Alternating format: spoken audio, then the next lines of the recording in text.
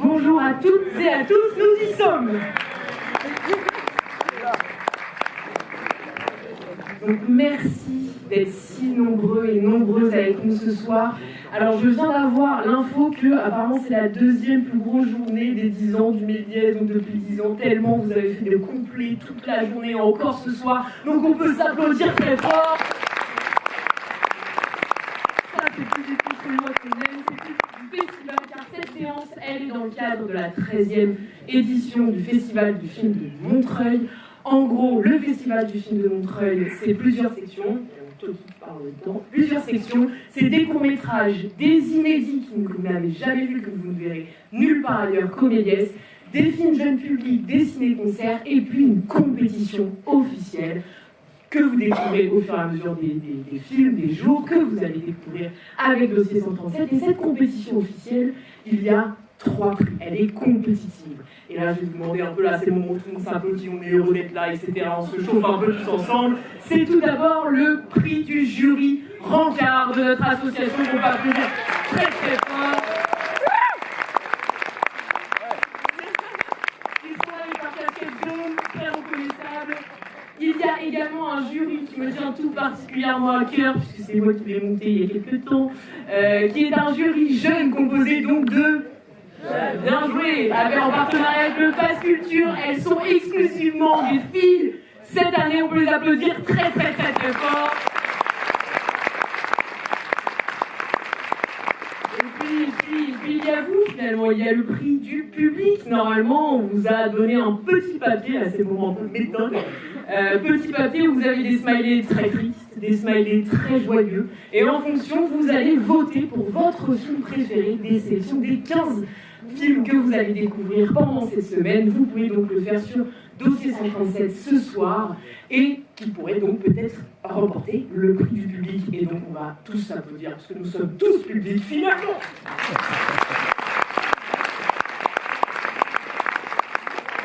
Et sans tarder, nous allons donc inaugurer cette nouvelle séance. Donc, comme je l'ai dit, Dossier 137, nous avons la chance d'avoir avec nous le réalisateur montreuillois du film Dominique Moll et son scénariste Gilles Marchand, que je vous demande d'accueillir bien fort.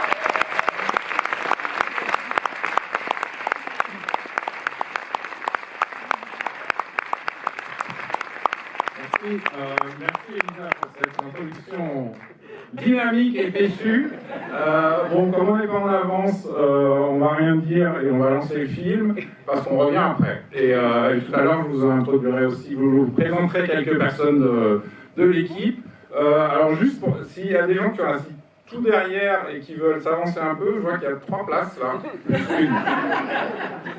une. Au 4e rang, donc très bien placé. Donc, ah non, c'est réservé, mais je ne sais pas pour qui. Ah non, mais c'était peut-être... Là, c'est plus réservé. C'est plus réservé. Allez-y.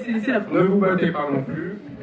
Voilà. En tout cas, merci beaucoup d'être venus aussi nombreux, d'avoir eu la curiosité de découvrir ce film. Et puis on en parle tout à l'heure. Voilà. À tout de suite. À tout à l'heure. Très très belle séance. À tout à l'heure.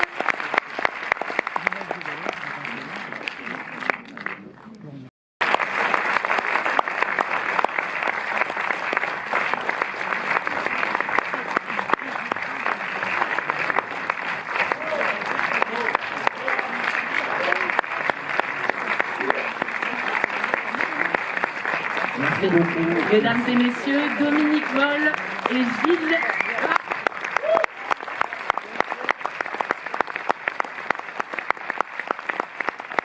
Bientôt dans la lumière.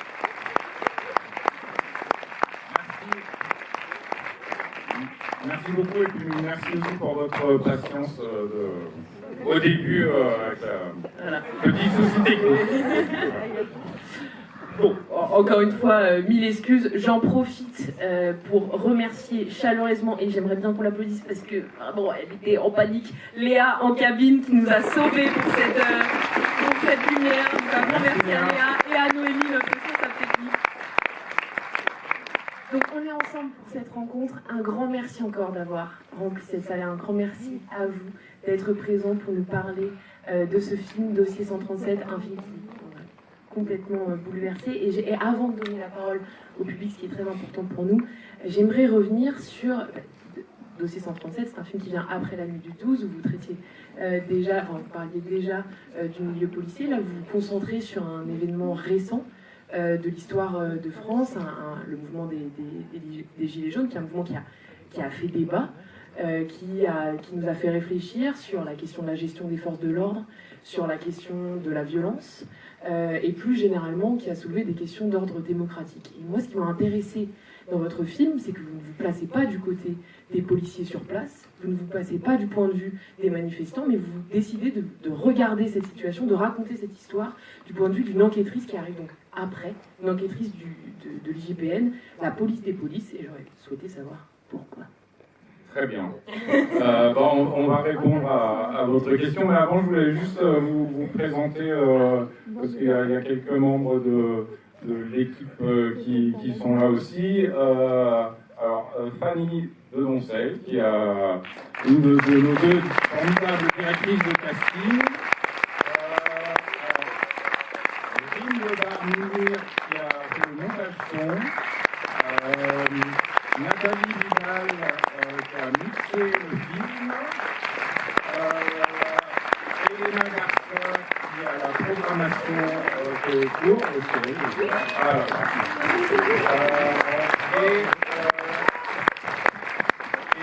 Mathilde Rorich, qui est comédienne et qui joue donc Carole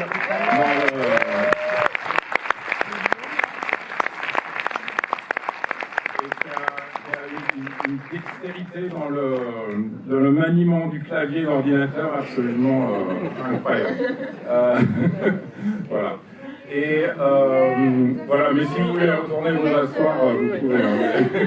Je ne vais pas vous je pense forcer. que, vu que les lumières, donc, elles s'allumaient là, mais ne s'allument plus ici, on va faire le débat dans cette zone éclairée. Donc, mais maintenant, pour répondre à... Ah bah, c'est presque invisible. Ah oui, non, reste là. Donc, pour répondre à ta question, c'est vrai que la nuit du 12 m'a un peu donné le goût de l'exploration de l'institution policière et je me suis dit, tiens, il y a peut-être encore des choses à creuser. Et c'est vrai que l'IGPN, la police des polices, ça me titillait parce qu'aussi, évidemment, la PJ, la crime, on a vu plein déjà de films ou de séries dessus, c'est quelque chose auquel on a plus facilement accès, alors que l'IGPN c'est quand même assez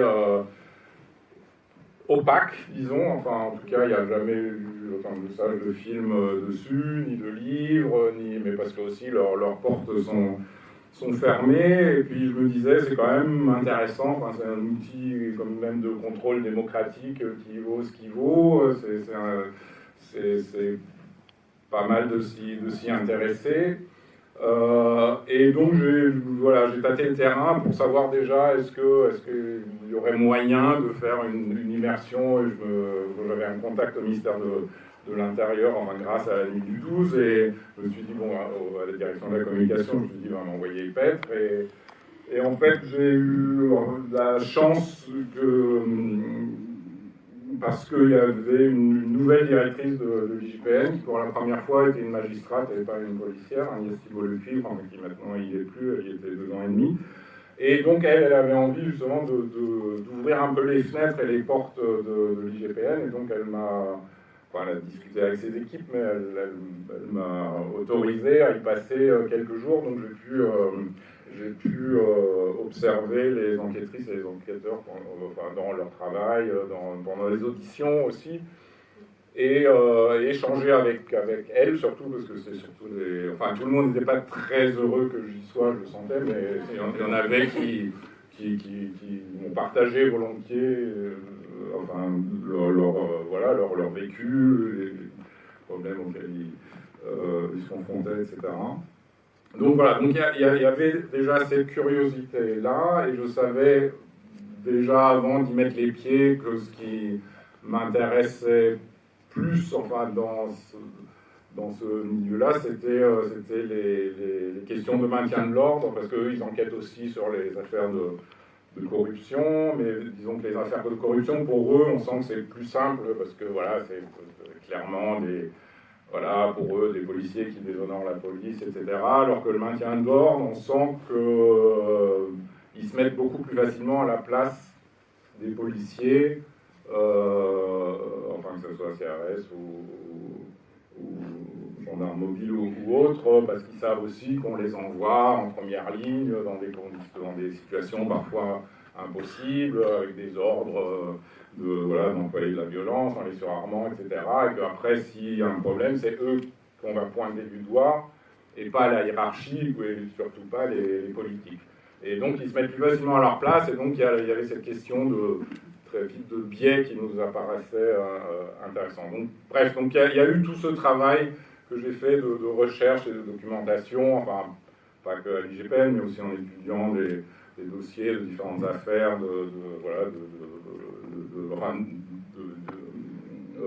violences policières, de manifestants blessés, enfin surtout au moment des gilets jaunes. J'ai rencontré des avocats, avocats policiers, avocats de manifestants, des procureurs, bref. Et une fois que j'avais amassé tout ça, on a commencé à travailler avec Gilles, et on savait dès le début quand même que, si je me souviens bien, que notre personnage principal allait être une enquêtrice de l'IGPN, parce que ça nous semblait une façon intéressante d'aborder ce sujet-là, parce qu'évidemment on aurait pu aussi se dire, on raconte tout du point de vue d'une famille de manifestants blessés, ce qui aurait été peut-être plus poignant, ou je ne sais pas, mais là, ça nous permettait de creuser aussi... Peut-être avec un personnage tiraillé. Voilà, un personnage tiraillé qui essaye de bien faire son travail, mais qui se heurte quand même à un certain nombre de choses qui ne sont pas forcément simples pour elle. Voilà. Et alors, juste pardon, pour répondre, répondre à ta question, pourquoi les gilets jaunes, quoi, non, ça t'avait pas encore posé la question. Bref. Pourquoi les gilets jaunes? Non, si, parce que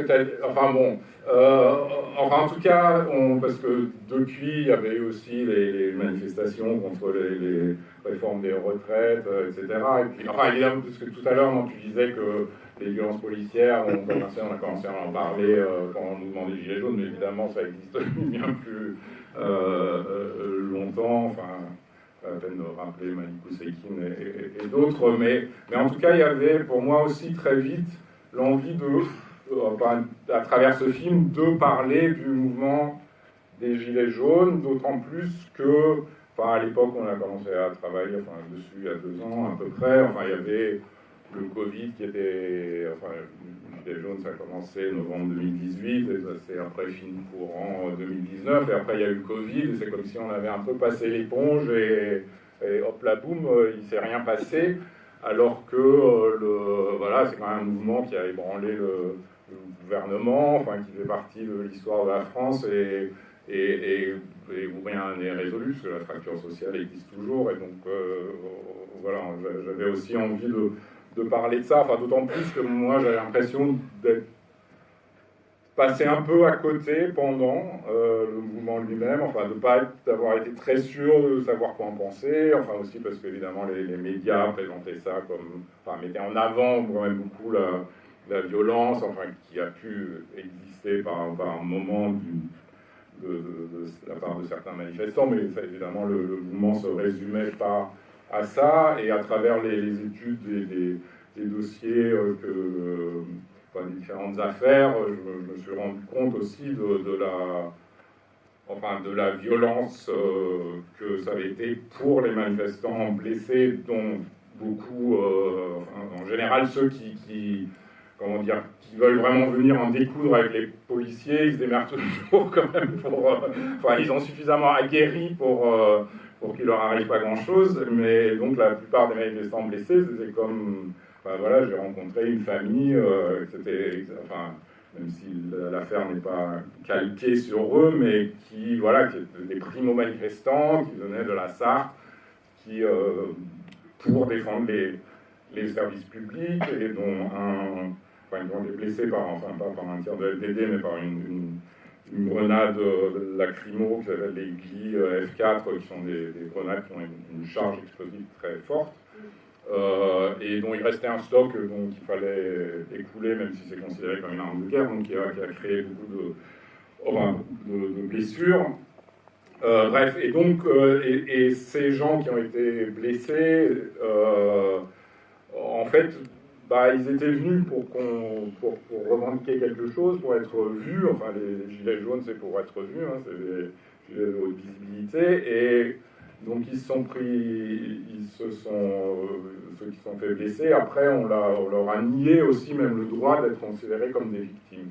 Et voilà, et je me disais que le film permettrait aussi peut-être aussi de rappeler cela, voilà. Mais même si voilà, et après, enfin l'idée aussi c'était évidemment il y a toutes ces thématiques là, mais c'était et c'est un peu l'avantage l'intérêt du film de genre, parce que ça reste quand même un film de genre puisque c'est une enquête policière, mais c'est dans le cadre de la forme du genre, de pouvoir y glisser des thématiques qui dépassent justement le genre. Pardon, c'était très long comme réponse.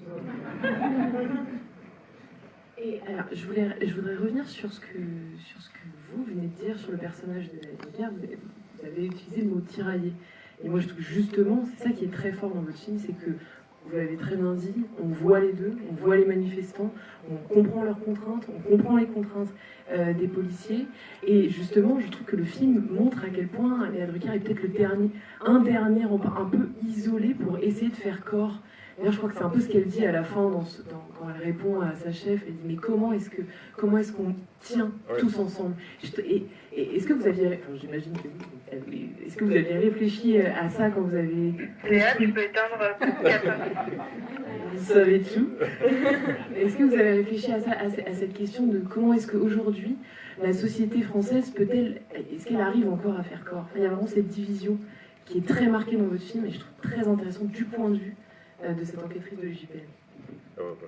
Disons qu'en tout cas, en choisissant justement le personnage de Stéphanie, quand je disais tirailler, ça permet d'être justement dans une société fracturée où les deux bords s'écartent de plus en plus, de quelqu'un qui essaye de tenir les deux bouts, qui reste flic et qui en même temps, parce qu'elle a des origines communes, et c'était aussi un des points communs quand même, enfin, intéressants pour nous des Gilets jaunes, c'est que c'était souvent des gens socialement finalement assez proches des policiers, enfin, et donc voilà, ça crée donc la réponse politique de comment on fait pour faire corps, rester ensemble, je ne sais pas, mais c'est à nous tous de se poser la question et d'essayer de trouver des réponses, même ponctuelles ou collectives, mais en tout cas individuelles ou collectives. Mais c'est sûr qu'on sent bien, et pas seulement en France, hein, dans le monde entier, que les affrontements, la polarisation devient intenable. Alors il y a des gens qui en jouissent d'une certaine manière, enfin, qui en profitent, enfin, mais la société elle-même, le fameux vivre ensemble, c'est bien compliqué. Oui, et puis la polarisation ces deux extrêmes, vient même altérer la vérité. Puisque, et vous partez d'une vidéo, c'est ça qui est très important, une vidéo où il n'y a pas vraiment beaucoup de doutes. Et pourtant, cette vidéo, à cause de la subjectivité, à cause de l'interprétation, elle ne tient plus, elle n'est plus témoin. Est-ce que vous vouliez justement montrer qu'aujourd'hui, le régime des images, alors que même il devrait être le témoin, l'enregistrement de la réalité, aujourd'hui n'a plus de valeur face à cette division qui interprète, qui surinterprète, qui regarde uniquement de son point de vue? Bah, c'est un peu, oui, c'est un peu la question de est-ce qu'il y a une vérité objective, enfin, surtout aujourd'hui où tout est déformé dans tous les sens et où l'opinion tient un lieu de vérité, etc. Mais déjà, ce qui m'avait frappé pendant les quelques jours que j'ai passé à l'IGPN, c'est à quel point les images, les vidéos, quelle importance ça avait dans les enquêtes, parce que souvent c'était la parole d'un manifestant qui dit bah, ce policier-là m'a frappé ou tiré dessus, et le policier lui dit non, pas du tout, donc c'était parole contre parole, donc à partir du moment où il n'y avait pas de vidéo, et donc il passe beaucoup de temps à exploiter, enfin comme on voit dans le film, des vidéos de toutes sortes de sources, enfin les vidéos de surveillance de la préfecture, les caméras piétons des policiers quand elles sont allumées, en général pas souvent, ce qui circule sur les réseaux sociaux, enfin ou ce que des journalistes ont pu filmer, etc. Et a passé beaucoup de temps à analyser ça, mais là-bas j'ai vu aussi que, effectivement, quand il y avait une vidéo où on pensait voir ce qui se passait, qu'il y avait quand même des interprétations différentes possibles, et que même entre eux, parfois, ils disaient bah, viens voir, regarde ça, tu vois quoi toi, est-ce que le manifestant est menaçant ou non, et voilà, donc finalement tout est sujet à discussion et à interprétation.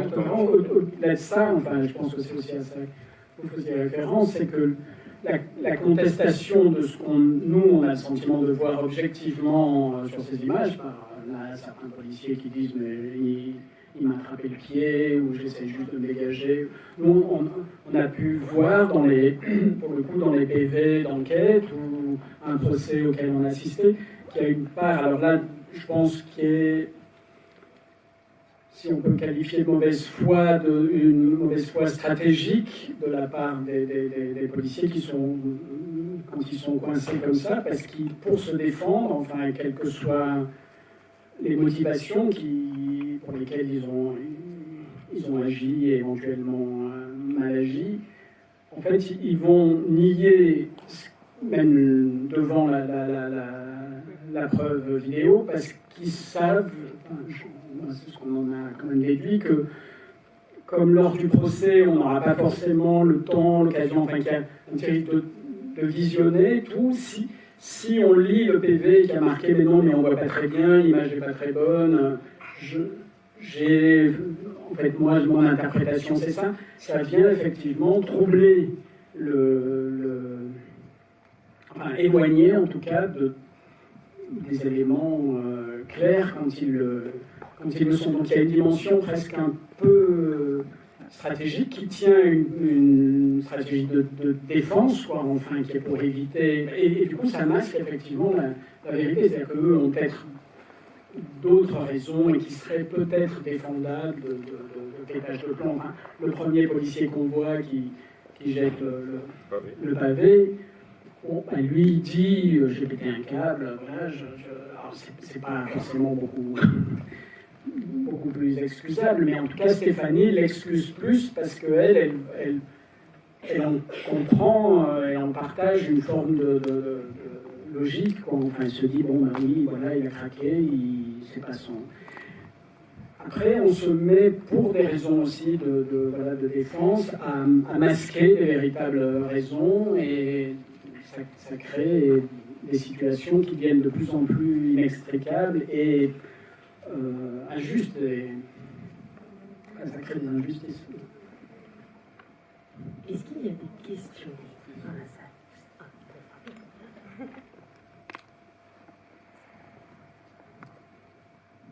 Bonsoir, je voudrais savoir le budget des films.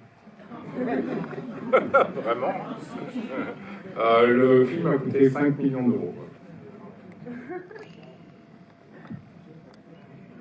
Est-ce qu'il y a une autre question?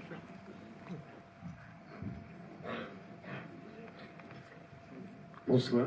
Bonsoir. Je voudrais savoir si c'est vrai le coup de... Il y a 2 tireurs, on n'arrive pas à savoir lequel a tiré, du coup il n'y a personne qui répond à ça. Oui. Oui, enfin, il y a eu, enfin, j'ai vu une affaire où, alors c'était même, enfin, il y avait plusieurs tirs de LBD en même temps, enfin, on ne savait pas très bien qui ça visait, mais il se trouve qu'un journaliste a été blessé, enfin, à l'entrejambe, on l'a vu amputer une testicule, et comme, enfin, on voyait qu'il y avait plusieurs policiers qui avaient tiré plus ou moins en même temps, donc c'est forcément l'un d'entre eux, mais on ne savait pas lequel ça s'est terminé comme ça. Après, Il y a même des subtilités juridiques assez étonnantes, parce que dans un premier temps, dans le scénario, on avait écrit les 2 tirs, il y en a un qui le blesse grièvement et un autre le touche au torse, et bon, il y a un hématome, mais c'est pas une blessure grave. Et j'avais quand même vérifié avec la section du parquet qui est en lien avec l'IGPN et qui se traite ce genre d'affaires, et les procureurs m'avaient dit non, si les 2 ont touché, on peut quand même mettre en examen les 2. Mais s'il y en a qu'un qui a touché et l'autre n'a pas touché, non. Alors bon, j'avoue que c'est un peu bizarre, quoi, mais effectivement, c'est le cas. Parce que donc, enfin, je ne sais pas si ça a été clair, mais le film ne raconte pas une affaire précise qui a existé. En revanche, il est nourri de plusieurs affaires. Beaucoup d'affaires. Voilà, et donc presque, enfin, je crois qu'on peut dire presque tout ce qui est cité, ça vient, les casques des Decathlon, tout ça, viennent d'affaires dont on a pu avoir soit les PV, soit des comptes rendus. Il y avait une... Bonsoir. Bonsoir. Merci pour ce film, il est vraiment très très très bien. Merci. J'avais adoré La Nuit du 12 et c'était hyper intéressant sur le regard par rapport aux nouvelles relations, les filles-garçons et tout ça, et sur la police qui était un peu dépassée. Et là, c'est un film. Il y a plus cet aspect un peu drôle, mais vraiment hyper impactant. Ça m'a fait penser au film sur. Personne n'a rien compris là sur Sarkozy, où grâce à ce documentaire, on comprenait toute l'affaire. Et là, je trouve que c'est vraiment hyper percutant sur les violences policières. Je crois que c'est le meilleur film que j'ai vu là-dessus. Donc bravo. Je voulais savoir si vous aviez eu des pressions de la police ou est-ce qu'il y a des gens qui étaient contre le fait de faire ce film? Non, enfin en tout cas on n'en a rien su. Enfin, encore une fois, enfin, comme je disais tout à l'heure, enfin, j'avais un contact avec la direction de la communication du ministère de l'Intérieur qui m'a fait rencontrer Agnès Thibault-Lecric, donc la directrice de l'IGPN, et qui était d'accord pour m'ouvrir les portes. Et alors étonnamment, ils m'ont jamais rien demandé, enfin même ils m'ont pas dit mais on peut lire le scénario. Donc non, après je pense que j'avais un crédit aussi à cause de la nuit du 12 parce qu'ils montraient voilà, de manière assez je sais pas, enfin, honnête le travail de la police judiciaire. Et que voilà, et qui sentaient bien que j'allais pas, enfin, ça allait pas être un film militant de dangereux gauchistes. Après,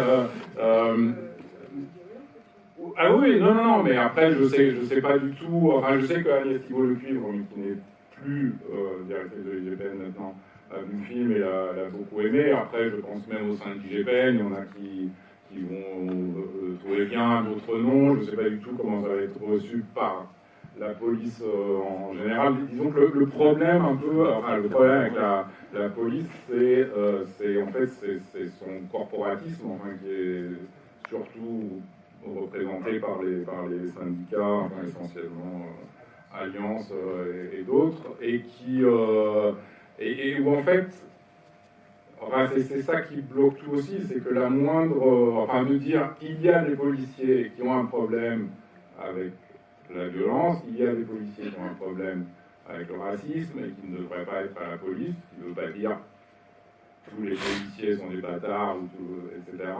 Et tout de suite vécu comme une remise en question de toute la profession, et face à ça, il y a une espèce de réflexe de défense qui fait que les non-policiers sont classés en pro-police ou anti-police. Voilà, c'est l'un ou l'autre.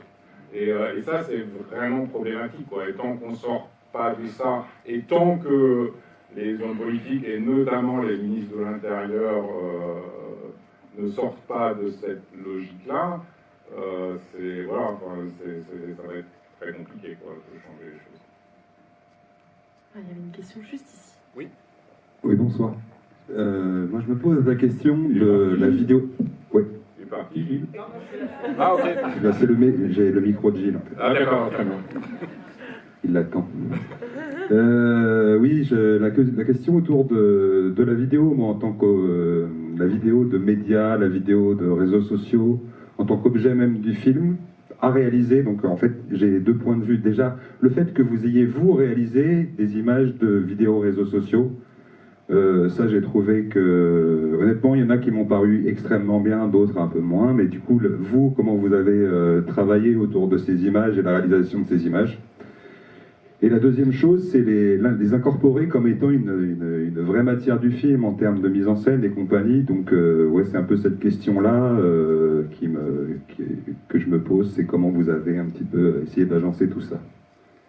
Ok, alors enfin je viendrai à la fabrication après, enfin encore une fois, ce que je disais tout à l'heure, quand j'avais été à l'IGPN, j'ai vu que les vidéos, voilà, faisaient vraiment partie de l'enquête, et nous, ça nous a semblé tout de suite aussi, d'un point de vue cinématographique et narratif, très intéressant de s'appuyer là-dessus. Enfin, voilà, il y a d'autres films, Blow Up de Antonioni, enfin, qui essayent de décortiquer des photos, de faire des agrandissements de plus en plus grands, mais plus on s'approche, plus à la fin on voit que des pixels. Donc voilà, enfin, tout cet examen d'images, essayer d'en sortir quelque chose nous semblait dramaturgiquement très intéressant.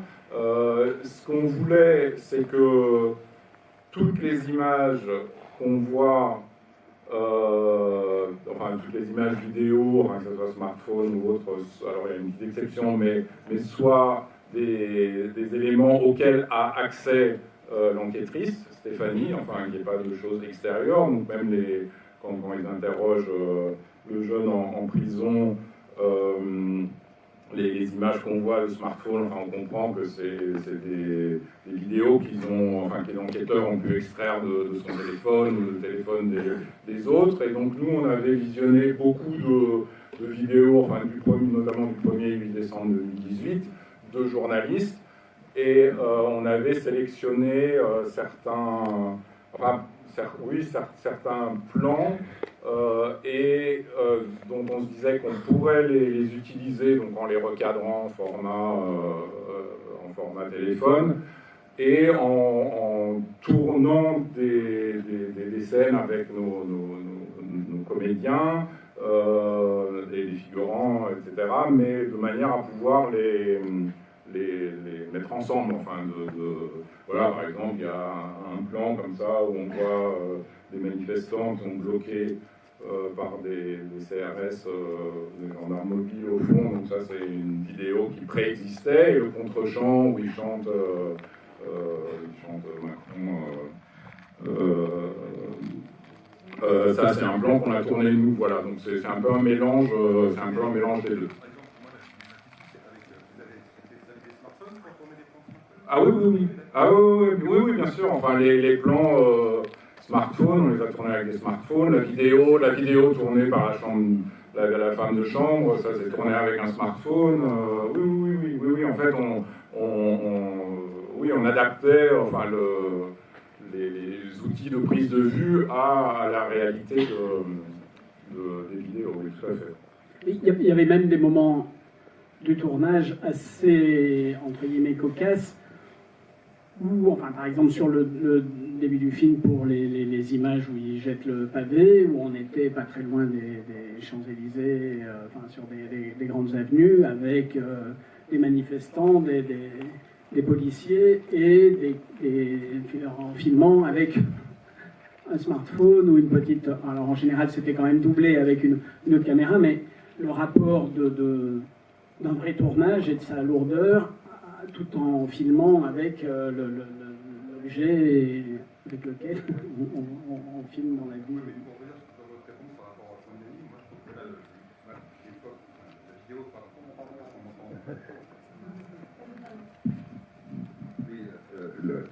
La différence avec Antonioni, c'est qu'Antonioni, c'est l'image expérience, mais immersive totale. C'est une image dans laquelle on se rend. Oui, non, mais bien sûr. Non, mais je disais ça en exemple. Alors que là, ces gens-là, ce qu'ils ont à faire, c'est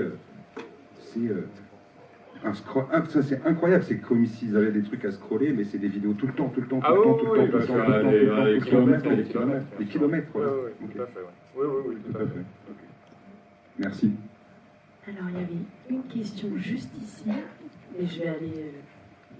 On va switcher. J'ai vu au générique qu'il y avait dans les remerciements David Dufresne. Et Oui. c'est vrai que on peut penser à un politicien sage. Et je voulais savoir justement s'il y avait peut-être un travail avec lui, et notamment avec la question précédente, où on voit qu'il y a des images d'archives, justement. Est-ce que il y a un travail commun, ou on va dire peut-être une forme de filiation suite à son travail? Alors, David Dufresne, je l'ai rencontré vraiment au tout début, où j'essayais, j'avais vu évidemment Un pays qui se tient sage, et donc voilà, j'avais envie de voir aussi, lui, les archives, enfin les vidéos qui sont dans le film, enfin où il les avait trouvées, etc. Enfin, lui-même, en fait, n'avait rien tourné, enfin, c'est que des vidéos qu'il avait récupérées à droite à gauche, voilà. Mais après, enfin, c'était une rencontre où il m'a un peu expliqué comment il avait fabriqué son film, mais c'était une seule rencontre. Après, il n'y a pas eu de collaboration par la suite, mais j'en ai rencontré d'autres, enfin, un journaliste qui s'appelle Paul Moreira, qui a fait un documentaire en 2 parties sur Arte, qui est assez intéressant, enfin, qui s'appelle Au nom des forces de l'ordre, je crois. Et qui montre justement la militarisation des forces de l'ordre, aussi bien aux États-Unis qu'en France essentiellement. Donc lui aussi, je l'avais rencontré. Enfin, certaines de ces images sont utilisées dans le film. Voilà. Donc il y a eu beaucoup d'interlocuteurs et de rencontres pour vraiment savoir de quoi on parlait, quoi. On a encore le temps pour une dernière question.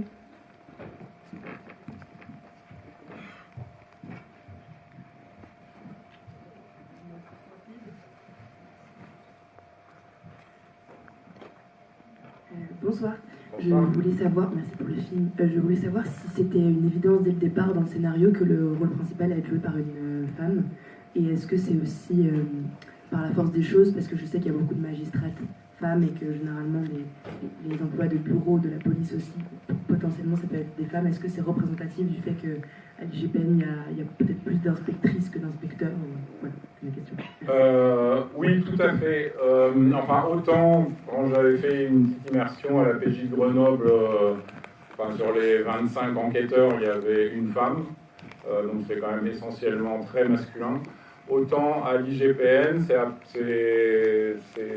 50-50, il y a plus de femmes.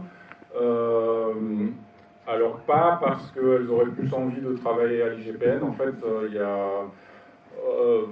tout bêtement, parce que à l'IGPN, il y a des horaires de travail plus réguliers que dans d'autres services de police, enfin d'enquête de police, et que du coup, comme c'est quand même toujours les femmes qui s'occupent plus du quotidien, de la vie de famille, etc.,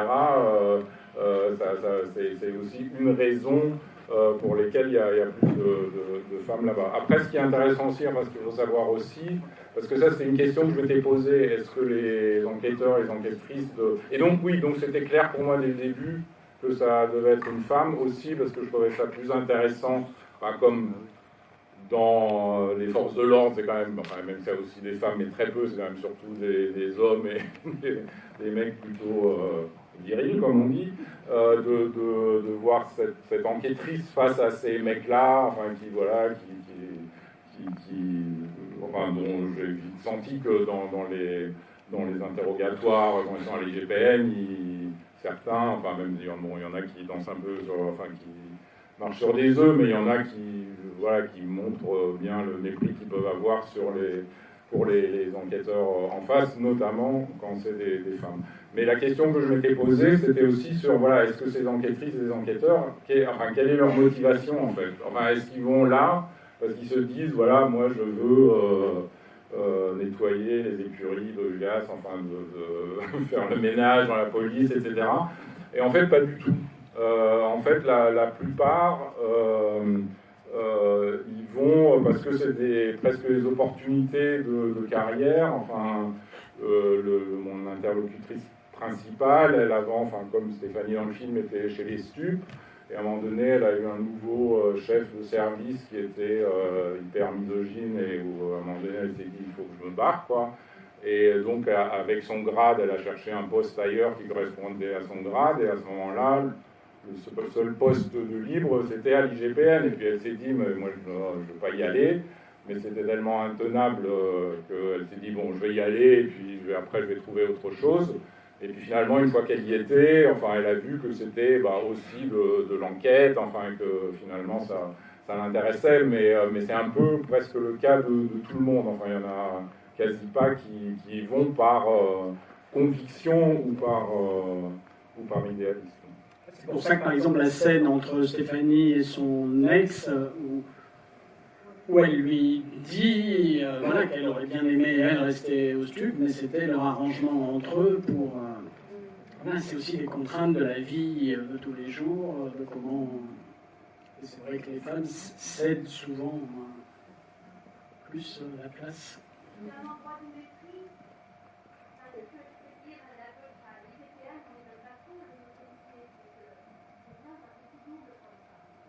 Oui. Madame dit que c'est du coup double mépris, puisque on n'aime pas trop le Oui, c'est ça.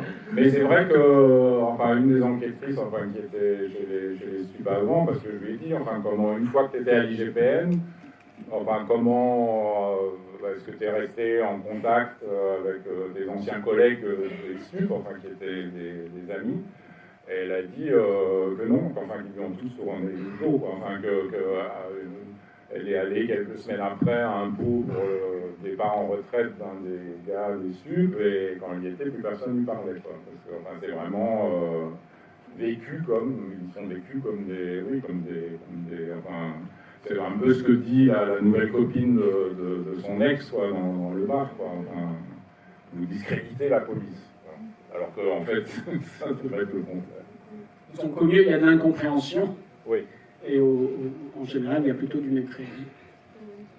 C'est vrai, on terminera par ça, mais c'est vrai, je rejoins la première question de madame sur la place des femmes. Déjà, dans la nuit du 12, il y avait ces hommes qui regardaient des hommes qui, je crois, je cite un moment, Bastien Bouillon dans la nuit du 12 disait, alors ils ne l'ont pas tué cette femme, mais ils auraient tous pu le faire.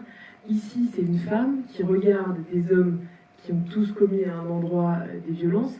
Il y a un regard quand même sur la place que la femme occupe dans une société violente, mais par des hommes. Oui, de toute façon, que ça soit dans les féminicides ou dans les manifestations ou ailleurs, enfin, une grande majorité des violences sont commises par des hommes. Ce que je veux dire, c'est qu'en effet, à l'IGPN, il y a beaucoup de femmes, etc. Et donc ça fait sens, j'imagine, par rapport à la réalité d'avoir mis un personnage féminin à ce moment-là. Mais moi, ça m'a vraiment frappé quand j'ai regardé le film. Je me dis, c'est une femme en face de plein de... Enfin, oui, bien sûr. Non, mais c'est ce qui nous intéresse. Après, il y a quand même aussi elle a aussi des supérieures qui sont des femmes et qui ne sont pas toutes des observateurs. C'est un...